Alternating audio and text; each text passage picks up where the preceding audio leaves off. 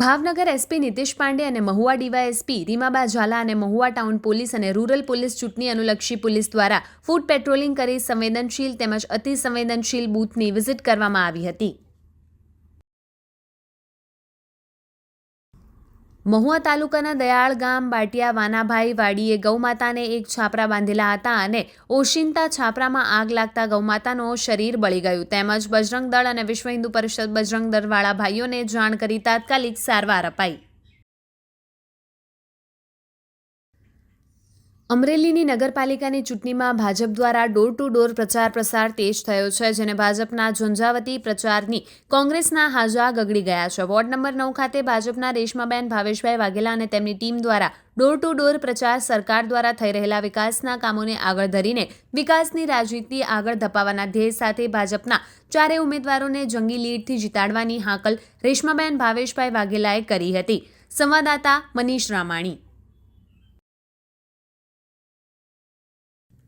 દેવભૂમિ દ્વારકા જિલ્લામાં જામખંભાળિયા ખાતે ચૂંટણીને ધ્યાનમાં રાખીને પોલીસ તંત્ર સક્રિય બન્યું છે। ડીવાયએસપી મિત રુદ્રાલ સાહેબના માર્ગદર્શન હેઠળ ખંભાળિયા પીઆઈ તથા સ્થાનિક પોલીસ ટીમ જીઆરડી સ્ટાફ દ્વારા શહેરના વિવિધ બજારો અને સંવેદનશીલ વિસ્તારોમાં ફ્લેગ માર્ચ અને ફૂટ પેટ્રોલિંગ હાથ ધરાયું। આ કામગીરીનો મુખ્ય હેતુ ચૂંટણી દરમિયાન કાયદો અને વ્યવસ્થા જાળવવો તેમજ નાગરિકોમાં સુરક્ષાની લાગણી મજબૂત બનાવવાનો રહ્યો। પોલીસની આ હાજરીથી વિસ્તારમાં શાંતિપૂર્ણ વાતાવરણ જળવાઈ રહે તેવો વિશ્વાસ વ્યક્ત થયો।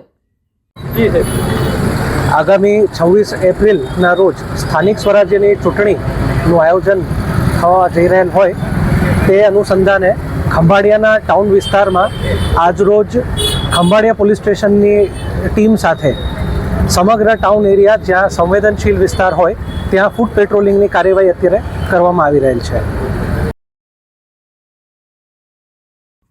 રાષ્ટ્રદ્રોહના કાવતરાને ગુજરાત એટીએસે કર્યો પર્દાફાશ। પાટણના સિદ્ધપુર અને બિહારના શખ્સીને કરી ધરપકડ। ઇરફાનના મોબાઈલમાં અનેક વોટ્સએપ ગ્રુપ મળ્યા। ભારત વિરુદ્ધ વોટ્સએપ ચેટ મળી આવતા ચકચાર।